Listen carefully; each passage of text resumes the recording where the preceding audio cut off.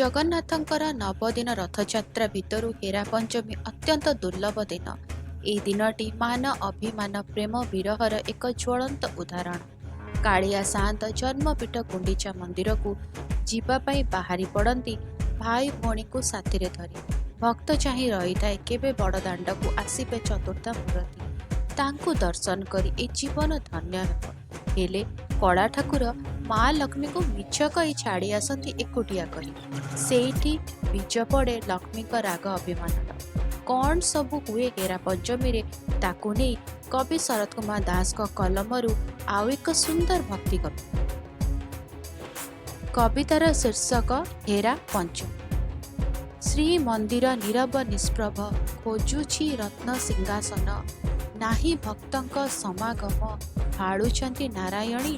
କହି ଯାଇଥିଲେ 2 ଦିନ ପାଇଁ, ପ୍ରଭୁ ତ କାହିଁ ଫେରିଲେ ନାହିଁ।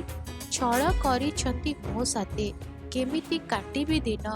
ମନେ ଭୟ ଆସି ଦେଖି ମାତା ଲକ୍ଷ୍ମୀଙ୍କର ଲୁହ ଭିଜା ଆଖି।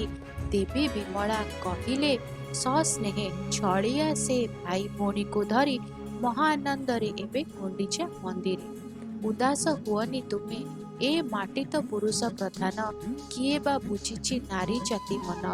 ଯଦି ଟିକେ ଭାବିଥାନ୍ତେ ପତି ବିନା ପତ୍ନୀର ଯନ୍ତ୍ରଣା, ଫେରି ଆସି ନଥାନ୍ତେ କି କଣ୍ଟ ଦେଲା ଦିନ। ରାଗ ଅଭିମାନେ ଲକ୍ଷ୍ମୀ କରିଲେ ବିଚାର, ଚଖେଇବି ପାନେ ଯାଇ ଗୁଣ୍ଡିଚା ମନ୍ଦିର।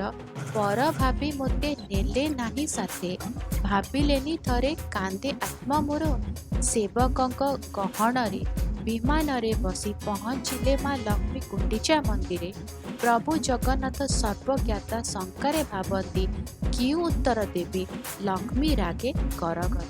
ସେବକମାନଙ୍କୁ ମାତା କରିଲେ ଆଦେଶ, ଅବିଳମ୍ବେ ଯାଇ ଭାଙ୍ଗି ଦିଅ ନନ୍ଦିଘୋଷ।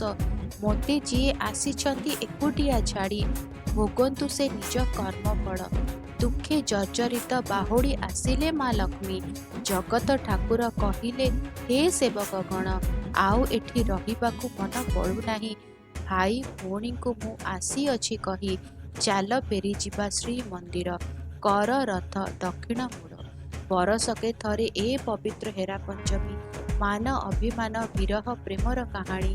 ଏହି ସୁଯୋଗରେ ମାତା ଲକ୍ଷ୍ମୀ ବଡ଼ଦାଣ୍ଡେ କରି ନିଜ ଯାତ୍ରା ଦର୍ଶନ ଦିଅନ୍ତି ସାରା ଜଗତକୁ। କାଳିଆ ସାଆନ୍ତ ମାନି ନିଜ ଦୋଷ, ବାହୁଡ଼ି ଆସନ୍ତି ନବଦିନ ଯାତ୍ରା କରି। ଶ୍ରୀମନ୍ଦିର ହୁଏ ଗହଳ ଚହଳ, ମାତା ଲକ୍ଷ୍ମୀ ହୋଇ ଶାନ୍ତ, ପାଛୋଟି ନିଅନ୍ତି ଜଗନ୍ନାଥଙ୍କୁ। ସାରା ସଂସାର ହୁଏ ଖୁସି, ହସ ହସ ମୁହଁ ଦେଖି ଲକ୍ଷ୍ମୀଙ୍କର। କାଳିଆ ସାଆନ୍ତ ଲଭନ୍ତି ସନ୍ତୋଷ। କେମିତି ଲାଗିଲା କବିତାଟି? ଭଲ ଲାଗିଲା ନା? ଯଦି ଭଲ ଲାଗିଲା କ'ଣ କରିବେ ତ ଜାଣିଛନ୍ତି, ଭିଡ଼ିଓକୁ ଟିକେ ଲାଇକ୍ କରିଦେବେ, ଭିଡ଼ିଓ ସେୟାର କରନ୍ତୁ, ଚ୍ୟାନେଲକୁ ସବସ୍କ୍ରାଇବ୍ କରି ବେଲ୍ ଆଇକନ୍ ପ୍ରେସ୍ କରି ଅଲ୍ ନୋଟିଫିକେସନକୁ ଅନ୍ ରଖିଥାନ୍ତୁ। ତାହେଲେ ରହୁଛି, ଉପସ୍ଥାପନାରେ ଯଦି କିଛି ଦୋଷ ତ୍ରୁଟି ରହିଗଲା କ୍ଷମା କରିବା ଅନାମିକାକୁ। ଆସିବା ଆଉ ଏକ କବିତା ନେଇ ଆସନ୍ତା ଅଧ୍ୟାୟରେ। ରହୁଛି, ନମସ୍କାର।